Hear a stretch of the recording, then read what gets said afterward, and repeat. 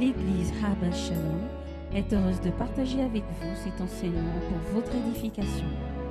Nous vous souhaitons une bonne écoute.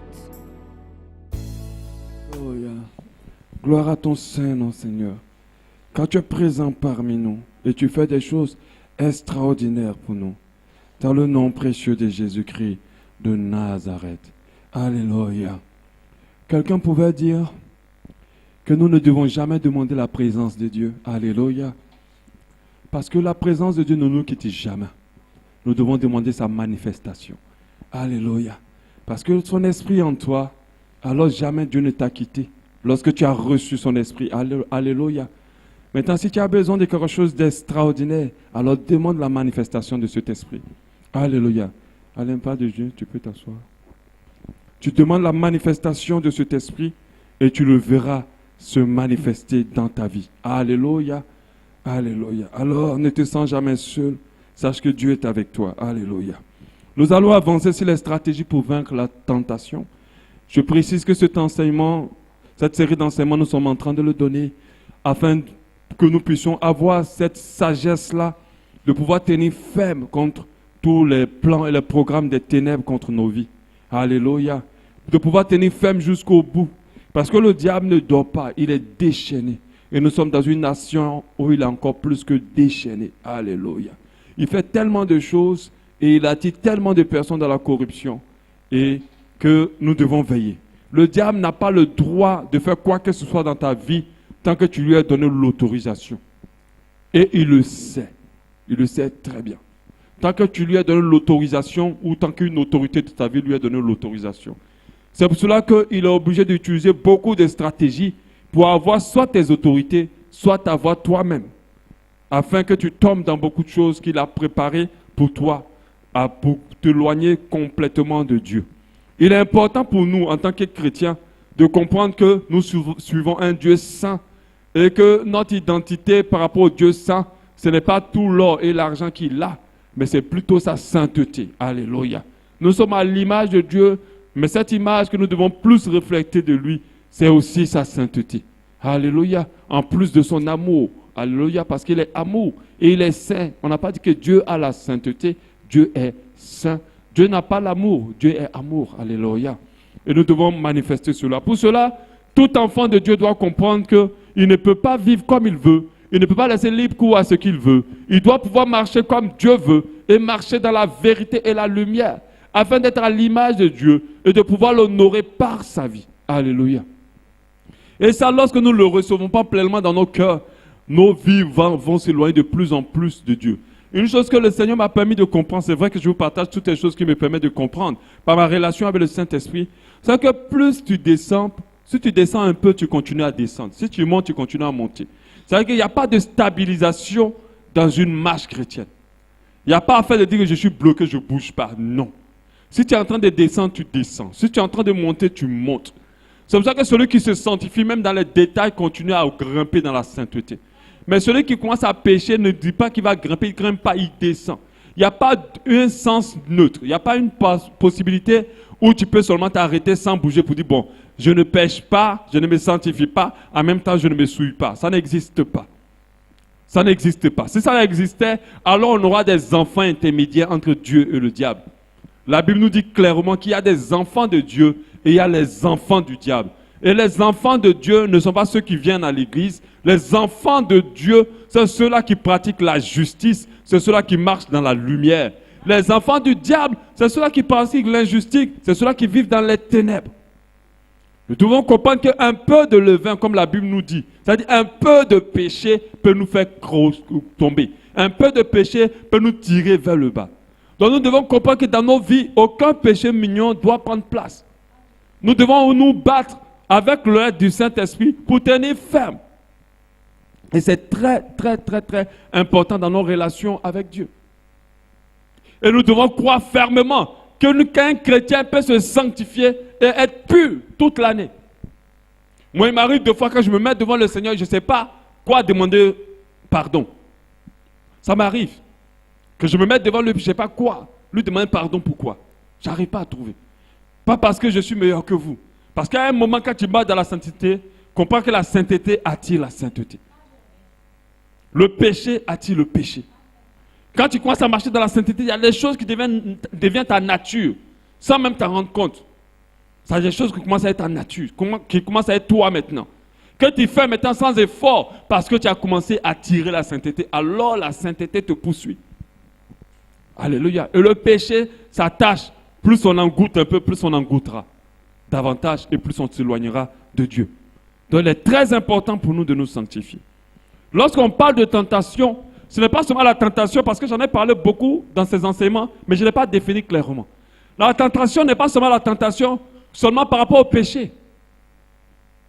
N'est pas que seulement la tentation par rapport au péché. On est tenté aussi par la compagnie, par des choses qu'on veut, par des choses qu'il ne faut pas faire en fait. On peut être tenté par les choses qu'il ne faut pas faire. Donc ce n'est pas que aller tomber, parce que quand on dit péché, les gens voient que la fornication est plein de choses. Tu peux être tenté de ne pas te lever le matin pendant que Dieu te demande de te lever le matin. Tu peux être tenté de faire quelque chose que Dieu te demande de ne pas faire. Alléluia. Mais pas forcément que ce soit forcément dans le sens du péché. Alléluia. Parce que quand on dit péché, on voit seulement l'impudicité. Ben c'est vrai que lorsqu'on définit le péché, c'est tout ce qui est hors de la volonté de Dieu. Alléluia. C'est tout ce qui est hors de la volonté de Dieu. Alléluia.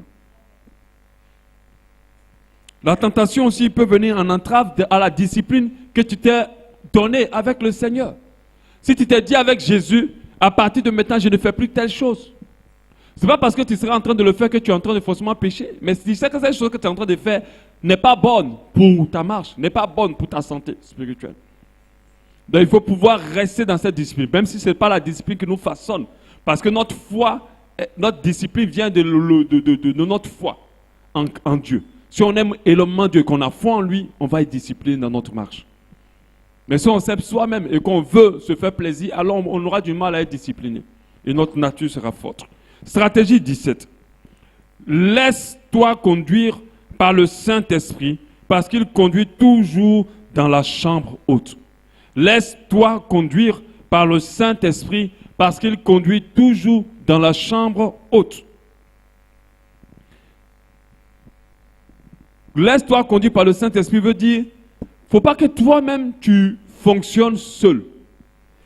Pourquoi? Parce que jamais le Saint-Esprit ne pourra tirer une personne vers le mal. Jamais le Saint-Esprit va t'amener vers le péché. Jamais il va t'amener dans la chambre basse. Il va toujours te conduire dans la chambre haute. Il va toujours te conduire dans des choses bonnes. Donc tu ne dois pas fonctionner seul.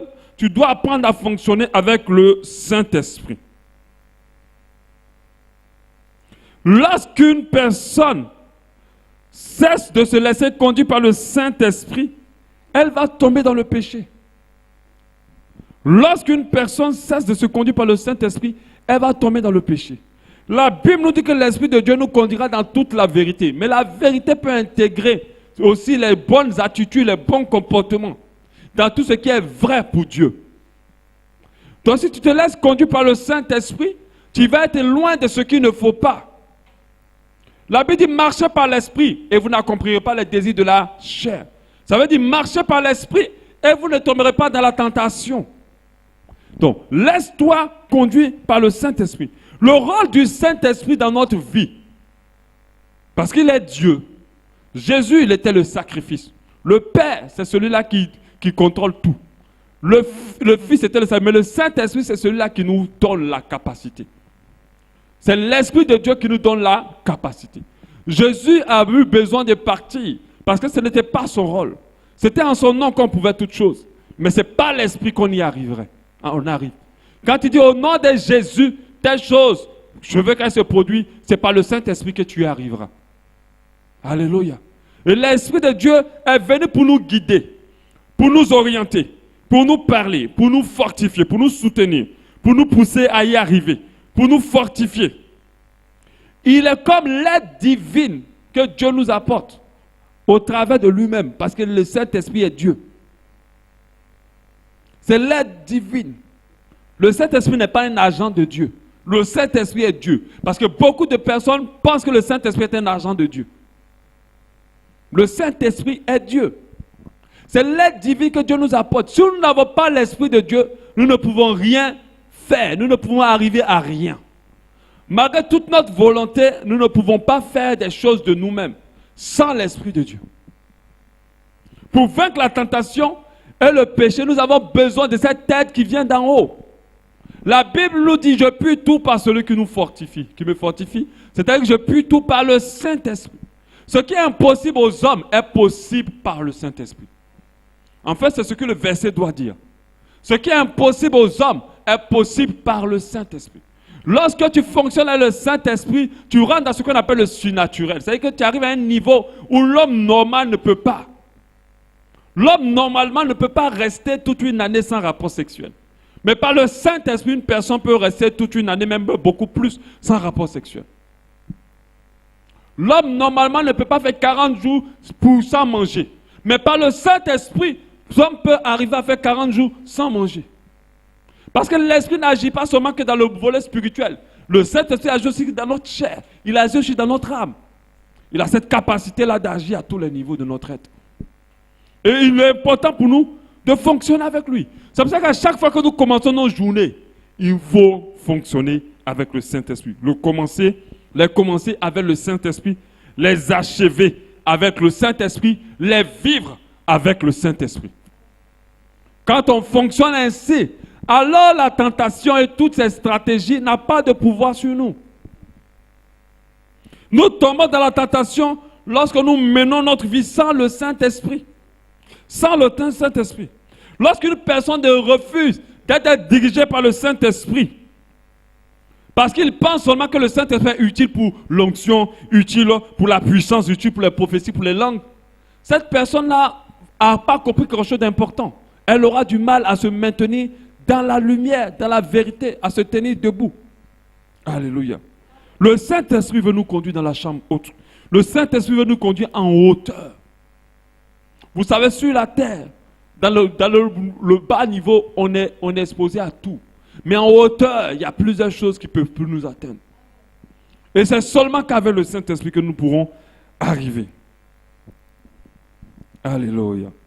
Jamais un homme qui est conduit, ça c'est une phrase que j'aimerais dire et que je veux que tu le reçois par la foi. Un homme qui est conduit par le Saint-Esprit ne sera amené à commettre l'adultère, sera amené à commettre le péché. Je dis bien jamais. C'est que si le Saint-Esprit conduit ta vie entièrement, c'est fini. Le péché et toi, c'est fini. À jamais. Mais le péché et toi font encore ensemble. Parce qu'il y a des moments où l'Esprit de Dieu n'est pas devant. C'est toi-même. Si l'Esprit de Dieu est devant toute chose et que tu fonctionnes avec lui, jamais plus tu tomberas dans certains péchés. Tu tomberas même dans le péché. Jamais plus tu tomberas dans l'adultère. David a commis l'adultère parce qu'il n'a pas fonctionné avec le Saint-Esprit. Parce qu'il s'est déconnecté avec le Saint-Esprit, le roi David. Pendant que Dieu voulait qu'il aille combattre, lui, il est resté en train d'admirer tout ce qu'il avait gagné en tant que roi. Alléluia. Nous avons vu hier que le Saint-Esprit, il n'est pas seulement une force en nous, mais aussi un conseiller, il est aussi un guide qui nous conduit dans la vérité. Des fois, il nous donne des paroles sages afin qu'on ne tombe pas et qu'on évite beaucoup de stratégies. Des fois, ce n'est pas tailler le diable et les démons qui nous donnent la victoire, mais aussi c'est d'avoir une parole sage de la part du Saint-Esprit. Une petite pensée qui te dit, tais-toi, lève-toi, ne fais pas, ferme, ne va pas. Cette petite parole-là peut te sauver, peut t'éloigner de la tentation, peut t'éloigner d'un péché grave. Aujourd'hui, la majorité des personnes qui se font tuer, qui se font égorger, qui se font sacrifier, en grande partie, ce sont des personnes qui sont à des endroits où il ne faut pas qu'elles soient. C'est-à-dire des prostituées dans la rue, des gens en boîte de nuit, des gens dans les endroits qu'il ne faut pas. Des personnes qui sont allées chercher la femme de quelqu'un, ou une femme qui allait chercher le mari de quelqu'un. Vous savez combien de femmes qui sont mortes parce qu'elles ont cherché le mari de quelqu'un? Il y en a beaucoup. Combien de femmes qui sont mortes parce qu'elles ont fait la prostitution? Les prostituées sont les premières victimes numéro 1 du monde entier. Quand on dit on tue beaucoup de personnes par assassinat, ce sont les prostituées. Et si tu n'es pas conduit par le Saint-Esprit, tu peux te trouver dans un endroit où il ne faut pas que tu te trouves. Mais si tu es conduit par lui, pendant que tu as envie de monter dans ce taxi, il pourra te dire ne monte pas. Or, c'est un taxi qui doit t'amener à être sacrifié. Il va te dire ne monte pas. Pendant que tu es en train de vouloir partir, Tu as oublié ton téléphone et puis tu veux le laisser pour continuer au boulot. Il va te dire non, va le chercher. Et si tu n'es pas sensible, tu ne pourras pas savoir cela. Mais en plus de ça, il est une aide lui-même. Il est là pour te soutenir, il est là pour te fortifier, il est là pour t'aider. L'Esprit de Dieu voulait que David aille à la guerre. Mais David a décidé de rester. Et c'est là qu'il est tombé dans la tentation. C'est là qu'il a vu cette dame qui se lave. Et que cette femme-là l'a tenté. Et il s'est retrouvé en train de pécher. Au lieu d'aller en guerre, 2 Samuel 11:1. L'année suivante, au temps où les rois se mettaient en campagne, dans vide. Donc au temps où les rois se mettaient en campagne, c'est-à-dire au temps où les rois agissaient, faisaient beaucoup de choses, David envoya Joab avec ses serviteurs et tout Israël pour détruire les fils d'Ammon et pour assiéger Rabat. Donc, lui qui était un homme de guerre maintenant, il ne va plus en guerre. Il envoie les autres pour aller faire la guerre. Pendant que Dieu l'a pris dans la guerre, c'est pas la guerre même qu'il a commencé réellement à se révéler en tuant Goliath.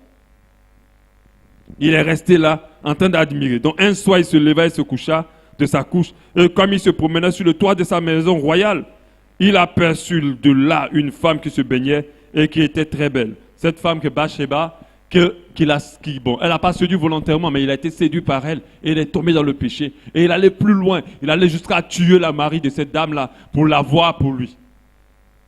D'un rien, il est arrivé très loin. S'il avait écouté l'Esprit de Dieu, s'il avait fonctionné avec l'Esprit de Dieu, il ne serait pas tombé. L'Esprit de Dieu te conduira et te guidera toujours dans la sainteté, comme l'indique son nom, le Saint-Esprit. Le Saint-Esprit. Donc ça veut dire qu'il n'y a personne d'autre qui peut t'amener dans la sainteté, si ce n'est que le Saint-Esprit. Personne d'autre peut te permettre d'arriver dans la sainteté si ce n'est que le Saint-Esprit. Pour dire encore plus clairement, personne ne peut se sanctifier sans le Saint-Esprit. Personne. Tu ne peux pas te sanctifier de toi-même. C'est pour ça que beaucoup de religions ont basé leur doctrine ou leur vertu sur le comportement et la force humaine. Mais ces religions-là, on voit beaucoup d'entre eux, l'ablution qu'ils doivent prendre, il y a la bière dedans. Pendant qu'on dit on doit jeûner, en bas de leur lit, il y a des biscuits. Parce qu'ils veulent faire plusieurs choses d'eux-mêmes et ils n'arrivent pas. Pendant qu'ils ont fait vœu de chasteté, ils ont des enfants. Parce qu'ils se disent qu'ils peuvent arriver de leur propre volonté. Ils ne peuvent pas. Seul avec le Saint-Esprit, on arrive à être saint. Si tu n'as pas compris ça, tu as raté une grande révélation. Parce que plusieurs enfants de Dieu, sans se rendre compte, veulent être saints d'eux-mêmes. Veulent marcher dans la sainteté d'eux-mêmes. Ils prennent des résolutions, ils prennent des dispositions à eux-mêmes, sans le Saint-Esprit. Donc du coup, ils n'arrivent pas. Ils vont beau faire, le naturel va revenir. Quand on dit au galop, ça dit, il va vite revenir le jour où tu ne t'attends pas. Jamais un homme rempli et dirigé par le Saint-Esprit sera conduit dans le mal, comme certains semblent le dire et l'enseigner.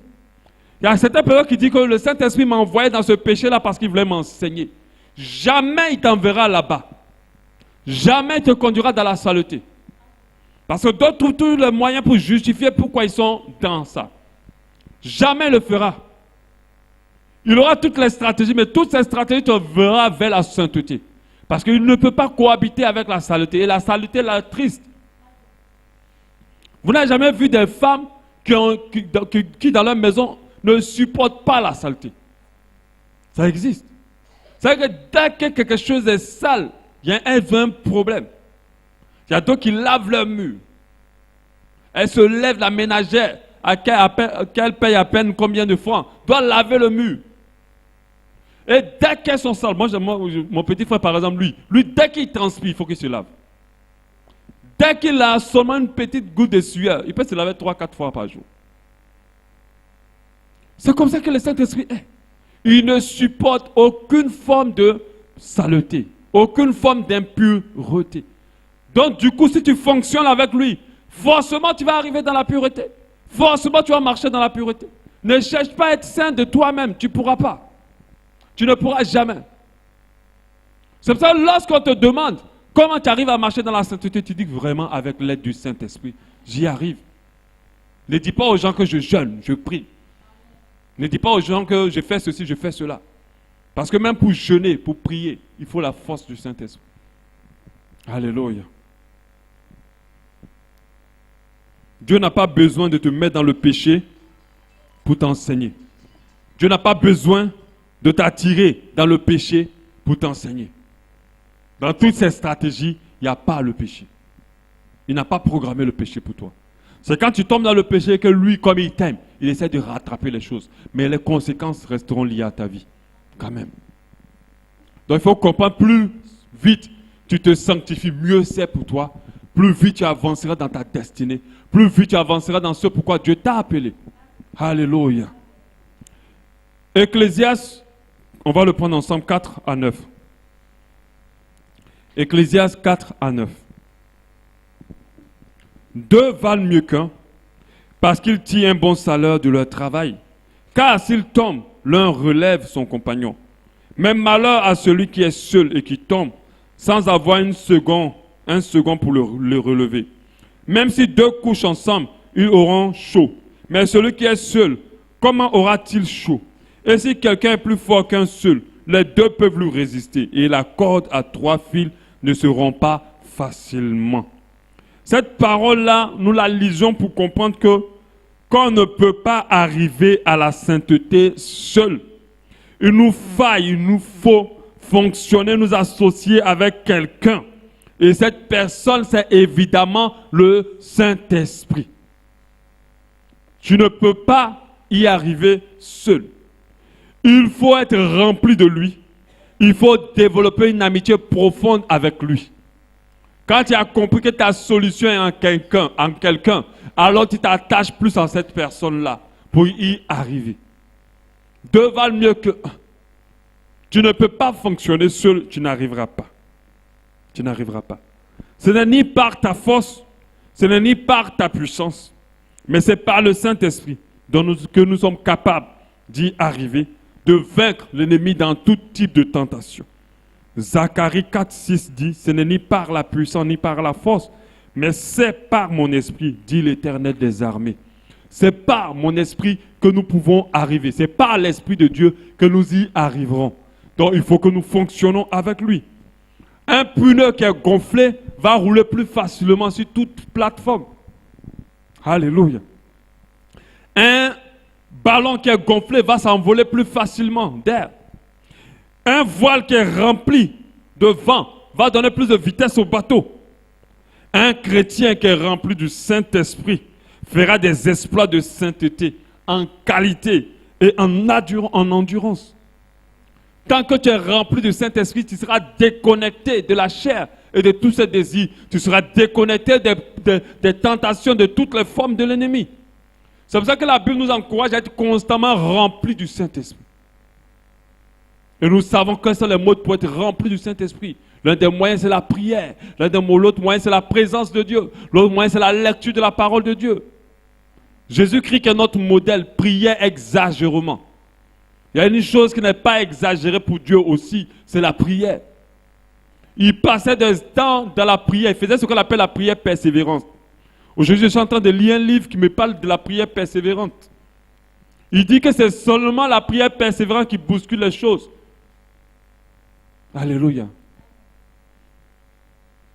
Parce que lorsqu'on parle de la prière du juste, on dit que la prière fervente du juste a une grande efficacité. Pas la prière du juste a une grande efficacité. C'est la prière fervente. Et lorsqu'on parle de ferveur dans la prière, on parle d'endurance. On parle aussi de concentration. C'est-à-dire que quand tu pries, toi-même, tu as une connexion, tu es là. Mais on parle aussi d'endurance. Et c'est cette prière-là qui a cette capacité de nous amener loin. Il est très important pour nous d'être remplis constamment et tous les jours du Saint-Esprit. Quand vous lisez dans la Bible, on dit Jésus rempli du Saint-Esprit. Tel rempli du Saint-Esprit. Parce qu'il ne pouvait rien faire sans être rempli du Saint-Esprit. Si Jésus n'était pas rempli du Saint-Esprit, lorsqu'on va commencer à le taper, il va demander pardon. Aujourd'hui, plusieurs personnes disent, lorsqu'on va m'attraper, on me dit de renier Jésus. Je ne pourrai pas le renier, mon frère, ma soeur. Si tu n'es pas rempli du Saint-Esprit, à ce moment-là, tu vas le renier sans t'en rendre compte. Parce que ce n'est pas ta force qui va faire que tu vas tenir. C'est parce que tu seras rempli du Saint-Esprit qui va te donner une force surnaturelle, qui va te donner une endurance surnaturelle à supporter la douleur. L'autre fois, l'Esprit de Dieu était en train de me donner cette pensée. Il me dit, imagine qu'on t'attrape. Et puis on creuse une fosse. Et dans les fosses, on a mis plusieurs cobras dedans. Et puis tu es en haut. On dit, réunis Jésus. Sinon on te jette dedans. Les cobras n'ont pas mangé depuis. On dit, réunis Jésus. Sinon on te jette dedans. Quand il m'a dit ça, il dit, Seigneur, je sais que je serai rempli de toi. Parce que moi-même dans mon normal, là, je vais régner Jésus. Alléluia. Parce que, alléluia. Moi-même dans mon normal, je vais régner Jésus. Ben, quand je sais que je serai rempli de lui en ce moment-là, quand je vais voir les serpents là, je vais voir comme des vers de terre. Alléluia. Parce que c'est rempli du Saint-Esprit qu'on peut arriver. C'est pour ça que ne soyez pas trop prétentieux avant votre foi. Comprenez qu'on peut tout par le Saint-Esprit. Tu peux tenir ferme face à la tentation parce que tu es rempli du Saint-Esprit et que tu fonctionnes avec lui. C'est pour ça que lorsqu'on va te tenter, on va te mettre la pression pour renier Jésus, ou on va te tenter pour certaines choses. Certaines personnes disent, mais je ne sais même pas comment ça se passe, mais j'avais une force en moi. C'est rempli du Saint-Esprit. Pendant que les autres étaient en train de crier, pendant que la voiture était en train de tomber dans le ravin, mais je ne sais pas qu'est-ce qui m'a pris, mais j'étais tranquille. J'avais une force en moi. C'est parce que le Saint-Esprit t'a rempli. Et ceux qui paniquent là, des fois, ils vont se tuer avant moi. Parce que moi, je me rappelle d'un ami qui était dans une voiture. Et la voiture a commencé le volant à lâcher jusqu'à le volant est quitté de la main du chauffeur. Voilà le volant dans la main du chauffeur maintenant, qui est quitté. Et la voiture était sur une porte. Avant que la voiture ne fasse le crash, lui, il est tombé, il s'est blessé. Et la voiture n'est même plus tombée. Non? Si quand tu es rempli du Saint-Esprit, tu sais quoi faire. Il va te donner le calme qu'il faut. Il va te donner l'attitude qu'il faut. Alléluia. Ce n'est pas parce que la vie a craché que tout le monde doit mourir. Alléluia. Tu peux vivre. Quand le Saint-Esprit te remplit, il te dira quoi faire. Et quand on réalise cela, on accomplit une révélation puissante. Quand on réalise qu'être rempli constamment du Saint-Esprit est salutaire pour nous, on accomplit quelque chose de puissant. Parce que l'ennemi rôde, il cherche des occasions. Et il peut tomber au moment où tu n'es pas prêt. Mais parce que le Saint-Esprit t'aura rempli, tu seras prêt. Alléluia. C'est pour ça que tous les matins, prenez votre dose du Saint-Esprit dans la prière, dans la méditation de la parole. Tous les soirs où l'ennemi travaille encore plus, prenez votre dose du Saint-Esprit dans la prière avant de dormir. En journée, prenez des petites doses. Quand j'étais chez le pasteur Marcelo, j'avais un de mes petits, Marco, qui m'avait confié, qui était avec moi partout. Le gars là, il parle la langue tous les jours. Et je lui dis, mais pourquoi tu parles la langue? Même quand il tourne, quand il clique, il parle la langue. Quand il fait pas la langue. Donc il me dit, il grignote. Que lui, il grignote le Saint-Esprit en journée. Et après, il rentre à la main, il prend les gros plats maintenant, ou bien le matin, il prend un gros plat. Il dit, il se charge un peu en journée. Donc il parle la langue pour tout. Même quand il ne conduit pas la langue. Même quand il fait qu'il parle la langue. Il me dit qu'il grignotait. Et il dit, ça, c'est pas une mauvaise idée, ça. Il a compris l'importance d'être rempli du Saint-Esprit. Mais d'autres, ils grignotent autre chose, mais pas le Saint-Esprit. Vous grignotez tout, mais pas le Saint-Esprit. Alléluia. Deux valent mieux qu'un représente l'équipe que tu fais avec le Saint-Esprit. L'équipe que toi, tu formes avec le Saint-Esprit contre le péché, contre le diable, contre la tentation. Et tu dois former cette équipe-là. Alléluia. Tu dois grignoter constamment le Saint-Esprit. Tu dois être constamment dans sa présence. Tu dois être rempli de lui. La sanctification est possible, est impossible sans le Saint-Esprit. Ça, je l'ai dit à plusieurs reprises. C'est dans cette logique et cette vérité que nous devons nous inscrire et demeurer. Nous devons dire, sans le Saint-Esprit, je ne peux pas. Je n'y arriverai pas. Donc, comme j'ai besoin de lui, alors, il faut que je fasse tout pour être rempli de lui à chaque moment et à chaque moment. Et lorsque vous finissez par être revêtu du Saint-Esprit, alors c'est extraordinaire. On parle du revêtement lorsque vous êtes tellement rempli que ça déborde. Et le revêtement, quand vous regardez Jésus-Christ de Nazareth, dans toutes ses actions, il cherchait le revêtement. Il priait jusqu'à ce que la présence de Dieu déborde en lui. Lui, il ne cherchait pas à être seulement rempli. Il cherchait un revêtement. Quand on dit que quelqu'un prie jusqu'à son sang, sa sueur devient sang. Ce n'est pas quelqu'un qui a fait une prière d'1 heure. C'est quelqu'un qui a prié toute la nuit. C'est-à-dire, lui, il a prié toute la nuit. Il a seulement demandé 1 heure aux autres, mais lui, il a prié toute la nuit. jusqu'à ce que sa sueur devienne du sang. D'autres pensent que sa sueur était du sang parce qu'il avait trop peur de mourir. Mais non, il cherchait un revêtement par rapport à ce qu'il allait vivre le lendemain. Il cherchait à être rempli du Saint-Esprit pour tenir ferme. Parce que ce qu'on était en train de lui faire n'était pas que physique. C'était une douleur atroce et qui torturait tout son être. Alléluia. Donc il ne faut pas s'appuyer sur sa discipline. Il ne faut pas s'appuyer sur son ancienneté de foi. Moi j'ai vu des chrétiens qui ont des années de foi, qui ont lâché Dieu pour rien. Il ne faut pas s'appuyer sur ces années de foi. Il ne faut pas s'appuyer sur son service pour Dieu. Les gens qui prient de moins en moins sont ceux qui servent Dieu. Plus ils servent Dieu, ils prient moins. Ils se disent que ça compense. Non. Le service est donné, ce n'est pas recevoir. Alléluia. Le service est donné. Mais il faut que tu reçoives avant de donner. Arrivé un moment, tu peux avoir l'habilité pour prêcher, pour faire plein de choses. Mais gare à toi. Sache que tu dois avoir des temps où le Saint-Esprit te remplit. Les vrais hommes de Dieu, vous les voyez comme ça, qui sont vrais. Mais ils fléchissent genoux dans leur chambre. Vous les voyez qui sont grands, tout le monde s'incline devant eux. Vous pensez quoi? Qu'ils sont à ce niveau-là parce que quoi? Ils sont à ce niveau-là parce qu'ils prient. Ils passent du temps dans la présence de Dieu. Quand j'étais auprès du pasteur Massonneau, je sentais la présence de Dieu fortement. Dieu m'a confirmé sa consécration. Il dit que lui, quand il s'est prêt pour a prié 4 heures passe, il ne se rend pas compte qu'il a passé 4 heures dans la prière. C'est ce qu'il me disait. Il dit, deux fois, il oublie. Et il disait à son peuple, quand je suis deux fois en retard, pardonnez. Ce n'est pas parce que je me suis réveillé tard. C'est parce que j'ai trop prié. Jusqu'à ce que je n'ai pas vu l'heure passer. Il faut comprendre qu'être rempli du Saint-Esprit est une priorité pour tout enfant de Dieu. Pour tenir face à la tentation et aussi pouvoir marcher dans l'extraordinaire.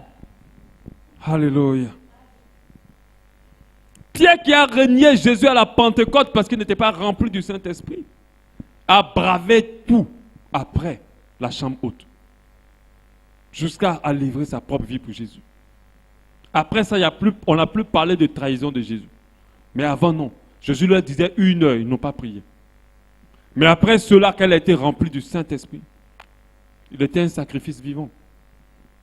On pouvait dire qu'on va le tuer pour Jésus. Allez-y, je suis prêt à mourir. Parce qu'il était rempli du Saint-Esprit. Il y a d'autres qui sont remplis de leur religion. Il y a d'autres qui sont remplis de leur pasteur. Il y a d'autres qui sont remplis de leur église. Mais ces personnes-là tomberont forcément dans le péché. Ces personnes-là vont flancher. Parce que la seule personne de laquelle nous devons être remplis, c'est du Saint-Esprit. Alléluia. On va passer à la stratégie du 18. J'espère qu'on a compris cela et qu'on va s'atteler vraiment à se concentrer sur ça. La stratégie 18. Ne nourris pas la tentation en faisant ce qui l'intensifie. Ne nourris pas la tentation en faisant ce qui l'intensifie. Vous savez, il y a des personnes que les chiens poursuivent, mais il y a d'autres qui vont les provoquer. Il y a des personnes que le diable cherche, mais il y a d'autres que le diable n'a pas besoin de les chercher. C'est eux-mêmes qui vont taper à la porte au diable pour dire viens me tenter. Pourquoi? Parce qu'ils se mettent dans des conditions et des dispositions qui intensifient la tentation. C'est pour ça que je disais au temps des premiers jeunes, connaissez-vous bien. Sachez quelles sont vos faiblesses. Je disais hier qu'on a tous des faiblesses. On est tous forts quelque part et faibles quelque part d'autre. Tous. Peu importe ton année de foi, tu as toujours une force quelque part, une faiblesse quelque part. Et si tu ne connais pas tes forces et tes faiblesses, alors tu vas tomber dans le péché. Tu dois comprendre que là je suis faible, alors là je ne peux pas jouer. Joseph savait qu'il était faible par rapport à l'impudicité. Il n'a pas cherché à expliquer à la femme de Potiphar qu'il ne peut pas tomber avec elle. Il a seulement fui. Mais il y a certaines personnes qui alimentent la tentation, qui se mettent dans la disposition de la tentation et du péché. Ils se mettent dans des situations compliquées où leur chair est nourrie. Donc du coup, la tentation se renforce. Il ne faut pas te mettre dans des conditions où toi-même tu te tentes. Dans une situation de tentation. Si tu es obsédé par un péché particulier, essaie de trouver ses sources. Sur mon site internet, il y a des années de longtemps où j'ai traité les sources du péché, où je parlais des sources. Je dis, faites très attention, la prière n'est pas seulement suffisante pour nous éloigner du péché. Il faut aussi on veille et qu'on détecte qu'est-ce qui nous amène à ça. C'est que tu es tombé, tu as pleuré, tu as demandé pardon, après réfléchis, pourquoi je suis tombé? Pourquoi je suis arrivé là? Ça a commencé par quoi? Et tu dois te rappeler où ça a commencé, afin de ne plus marcher sur la même trace. Et tu dois réaliser qui tu es. Est-ce que tu es fort là? Si tu n'es pas fort, alors fais attention. Si tu as un problème avec l'impudicité, alors quand un beau mec t'arrête, tu ne dois pas parler avec lui. Même si tu demandes l'heure, excuse-moi, je suis pressé. Parce que c'est dans l'heure là que ça va aller loin. Excuse-moi, je suis fatigué. Excuse-moi, je suis pressé. Désolé, je suis pressé. Quelqu'un va me dire, mais qu'est-ce qui prouve que ce n'est pas mon mari? Ce n'est pas ton mari. Je te dis ça directement, ce n'est pas ton mari. Parce que quand ton mari va t'aborder d'une autre manière. Alléluia. Et Dieu saura quoi faire. Il y a des chrétiens qui disent, on me drague trop, on me drague trop. Mais si tu t'habilles d'une manière où toi-même tu attires la tentation. Vous savez que les vrais dragueurs ne draguent pas n'importe quelle fille. Ils draguent les filles qui, par leur comportement, par leur communication corporelle, je ne sais pas comment on dit ça, transmettent une information. Il y a des dragueurs, quand ils voient une fille marcher, c'est celle-là, je ne peux pas perdre mon temps. Mais il y a d'autres, quand elle marche, même la démarche, même l'habillement, elle dit, venez me tenter. Donc, il ne faut pas t'habiller mal et avoir des problèmes que des filles te draguent. Mais je ne vais pas rester que sur les filles, même les hommes. Il y a des hommes qui s'habillent d'une manière qui donne des signaux contraires à leur foi. Contraires à leur foi. Un chrétien n'est pas à la mode. La mode ne vient pas de Dieu.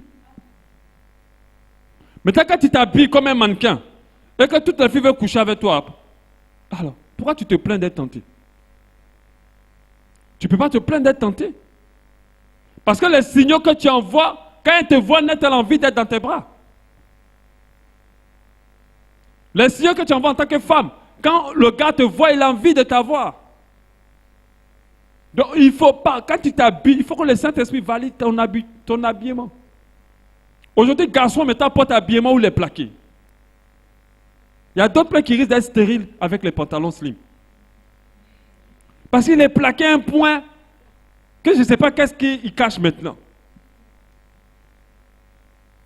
Ou bien, il va faire descendre le pantalon sur les fesses. Pendant que j'écoutais un enseignement récemment, on m'a expliqué pourquoi le pantalon, ce que ça voulait dire le pantalon sur les fesses. Le pantalon sur les fesses, c'est un truc qui vient de la prison américaine. Quand tu es disponible pour que les gens couchent avec toi, tu mettais les pantalons sur tes fesses. On savait que lui là, il veut qu'on couche avec lui. C'est un signe.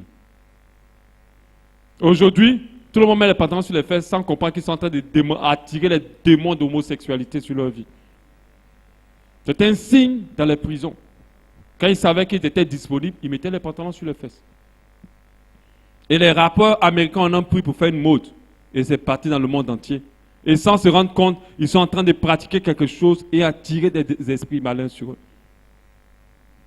Il faut t'habiller correctement. Il faut t'habiller comme il faut. Il faut te comporter comme il faut. Même ta manière de parler. Il y a d'autres filles, même la manière de parler même est séduisante. Même ta manière de parler. Ah, je suis chrétienne, hein. Oh, je ne veux pas parler avec... Oh, et puis elle fait les manières. Mais le gars sait qu'il ne comprend pas l'information que tu veux lui donner. Tout ce qu'il comprend, c'est qu'elle est prête pour moi. Donc fais très attention. Ne te mets pas dans des situations où tu es tenté toi-même. Ne te mets pas dans des situations où tu es tenté toi-même. Il ne faut pas se mettre dans des situations qui facilitent la tentation ou qui intensifient le problème. Si tu as un problème avec la cigarette, alors éloigne-toi de tout ce qui fume. Si tu as un problème avec l'alcool, alors éloigne-toi. Même s'ils ont dit mariage, coutumier ou quoi que ce soit, éloigne-toi. Ceux qui sont alcooliques, ils n'ont pas besoin de goûter pour être tentés. Ils ont juste besoin de sentir l'odeur de l'alcool pour être tentés. Si tu as un problème avec les musiques mondaines, les musiques mondaines sont mauvaises. Dans les musiques mondaines, il y a beaucoup d'esprits. Il y a beaucoup d'esprits de tentation. Quand tu les écoutes, tu peux être tenté au rapport sexuel, tu peux être tenté à l'alcool, tu peux être tenté à sortir, tu peux être tenté à l'impudicité. Moi, je me rappelle qu'en Côte d'Ivoire, lorsque la fin de l'année arrive, c'est une saison où il y a une vente de tentation qui se déverse dans le pays. Parce que fête, c'est toujours péché en Côte d'Ivoire.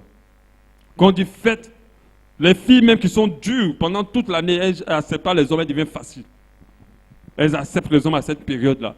Parce qu'en Côte d'Ivoire, fêter son 31, son 24, c'est quelque chose que tu dois rencontrer à la nouvelle année. Et tu dois montrer aux gens que toi, tu as bien fêté.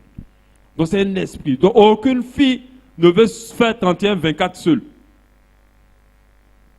Donc il ne faut pas écouter n'importe quoi. Et qu'est-ce qui active ça? Il y a la musique partout. Il y a les décorations partout. Donc dès que tu vois, tu es dans un environnement de fête et un environnement en même temps de tentation. Il ne fait pas les choses qui peuvent t'amener à la tentation. Refuse de te mettre dans des postures qui vont exciter la faiblesse, ta faiblesse et te faire tomber. Tu dois te débarrasser de tout ce qui est susceptible d'éveiller en toi des pulsions sexuelles. Alléluia. Tu dois te débarrasser. Même quand la Bible nous dit de ne pas faire l'excès de table, faites attention. Trop manger peut être un problème. D'autres ne savent pas ça. Mais des gens peuvent vous l'expliquer, ceux qui connaissent le corps. Quand tu manges trop, cela peut activer tes pulsions sexuelles. Quand tu as trop mangé. Donc faites très très attention. Mangez au niveau où il faut manger et n'exagérez pas. Généralement, quand les gens veulent sortir avec des filles, il faut manger un bon poulet. Après ce poulet-là, c'est fini. Ils savent pourquoi. Hein? Est-ce que c'est une drague qui existe aujourd'hui? Ça existe depuis. Elle mange jusqu'à elle est bien, comme on dit en Côte d'Ivoire, alléluia. C'est-à-dire remplie. Lui aussi, il est bien rempli. Et puis les puissances sexuelles sont en haut. Donc ne mangez pas trop. Mangez comme il faut. N'exagérez pas. Si vous êtes marié, mangez toute la marmite, il n'y a pas de problème. La nourriture. Les télénovelas. Hein? Tu as décidé de marcher dans la sainteté, de ne plus avoir de copains jusqu'au mariage. Mais tu vas toujours lécher la vitrine. Lécher la vitrine, lécher la vitrine. Des télénovelas. Comment tu ne vas pas être tenté de trouver quelqu'un que tu ne trouvais même pas beau. Être beau. C'est ce que je disais hier. Il y a les gros bras que tu vois dans les télénovelas. Il y en a aussi au Gabon. Un jour, tu vas marcher, tu vas voir aussi le gros bras là, tu vas trembler. Toi, la chrétienne, maintenant, tu ne tiens plus. Donc, tu dois faire très attention. Regarde des films qui ne sont pas dans ta faiblesse. Alléluia. Je n'interdis pas de regarder les films. Je n'ai pas dit aussi que comme tu n'es pas fait dans l'impudicité, tu vas aller regarder la pornographie. Ça, c'est grave. Alléluia. Personne ne peut dire qu'il peut regarder la pornographie et rester intact. Ça n'existe pas. À moins que tu aies un problème. Donc, je ne t'amène pas là-bas, mais tu connais qui tu es. Alors, tu dois éviter certaines choses. La Bible dit en Jacques 1,13 que personne, lorsqu'il est tenté, ne dise c'est Dieu qui me tente. La Bible dit que quand tu es tenté, il ne faut pas dire que c'est Dieu qui te tente. Dieu n'est pas à l'origine de ta tentation. Car Dieu ne peut être tenté par le mal et il ne tente lui-même personne. Mais chacun est tenté quand il est attiré et amorcé par sa propre convoitise. Puis la convoitise, lorsqu'elle est conçue, enfante le péché étant consommé produit la mort. Pour dire que tu es tenté deux fois parce que toi-même tu te mets dans les conditions de tentation. Tu sais et tu te mets dans les conditions de tentation. Tu ne peux pas passer 1 heure, 2 heures à parler avec une fille qui est exactement ton modèle, qui est exactement plutôt le type de fille que tu aimes. Tu ne peux pas aller rendre visite à une fille et parler avec elle longtemps, qui est exactement le type de fille face à laquelle tu es faible. Tu ne peux pas aller parler avec un homme duré sur WhatsApp, qui est exactement le type d'homme que tu aimes, et que tu sais qu'il n'est pas chrétien, et que tu sais qu'il est impudique. Quand tu fais ça, tu te mets dans les conditions de tentation. Tu dois comprendre ta faiblesse et t'éloigner au maximum. Fuis tout ce qui est lié à ta faiblesse. Alléluia. On passe au dernier, le 19, stratégie 19. La stratégie 19 dit, considère ta chair comme un enfant gâté qui demande avec insistance une chose qu'on ne peut lui accorder. Résiste-lui avec la rigueur et la fermeté d'un parent adulte. Quand tu n'avais pas Jésus et que tu péchais, ta chair avait tout ce qu'elle voulait. En tout cas, dès que tu avais les moyens. Si tu veux sortir avec un homme, tu sors. Moi, je connais des gens qui couchaient avec des personnes qu'ils rencontrent aujourd'hui. C'est-à-dire, on s'est rencontrés aujourd'hui, on se rend service comme on le dit. Et puis après, basta. Tu ne connais même pas son nom. Moi, j'avais un ami, même, il y a des filles avec qui il couchait, ils ne connaissaient pas leur nom. Mais ils sont allés plus loin. Ils ont couché. Donc, tu faisais plaisir à ta chair. Si tu as envie de faire telle chose, mais tu ne t'empêches pas, tu le faisais. C'est elle qui me régnait à ce moment. Maintenant que tu es en Jésus, ta chair a oublié que tu as changé. Parce que la chair, là, c'est la partie de notre être qui a du mal à se changer. Donc, elle a oublié que tu as changé et que tu n'es plus dans le même mode. Et que tu ne peux plus marcher selon elle. Elle va toujours te réclamer tout. Ta chair va te demander beaucoup de choses. C'est pour ça que beaucoup restent dans la convoitise. Si Dieu donne la pensée de certaines personnes qui sont chrétiennes, on va crier. Parce qu'ils sont obligés de satisfaire les chairs par la pensée. Elle demande des choses mauvaises et des choses que tu ne peux plus faire. Avant, quand ta chair disait que je veux manger, tu manges. Je veux boire, oui, tu bois. Je veux avoir un rapport sexuel, mais tu cherches quelqu'un, tu cherches dans tes numéros, tu as un rapport sexuel. Tu lui donnais tout ce qu'elle voulait. Maintenant, tu es chrétien, tu ne peux plus fonctionner comme ça. C'est comme tous les parents qui ont un enfant. Nous tous qui avons un enfant, qui gérons les enfants, ou des petits frères, ou des cousins, qu'on te confie. Mais l'enfant, il veut tout. Emmène un enfant dans un magasin et tu verras qu'il veut tout. C'est comme ça que la chair est. Mais comment fonctionnent les enfants qui veulent tout? C'est non, non et non. Alléluia. On lui donne, c'est pas parce que tout ce qu'il achète demande est mauvais. Si la chair veut manger pendant qu'elle a faim, c'est normal qu'elle mange. Mais si elle veut manger pendant que tu dois jeûner, alors c'est non. Alléluia. Alors c'est non. Tu dois le prendre comme un enfant que tu redresses. Tous les parents ou tous les oncles, ou tous les tontons, tous les grands frères savent qu'on ne peut pas laisser un enfant faire tout ce qu'il veut. Un enfant peut pleurer derrière un couteau. Pour dire, je vais jouer avec. Est-ce que tu peux lui donner? Un enfant peut vouloir manger toute une boîte de bonbons. Est-ce que tu dois lui donner? Mais non. La chair est un bébé qu'on doit dompter. On ne doit pas la laisser dicter ce qu'elle veut. Un parent est censé dompter un enfant. Alléluia. Un parent est censé dompter un enfant. L'enfant peut avoir toutes les volontés, mais c'est le parent qui décide ce qui va être fait de ce qui ne va pas être fait. Arrivé un moment, quand tu éduques l'enfant comme ça, il comprend. Maintenant, il te demande avec s'il te plaît. Quand il dit non, il n'insiste pas. Et tu dois mener ta chair à ce niveau-là. Ce n'est pas dit qu'elle n'aura plus d'autres envies.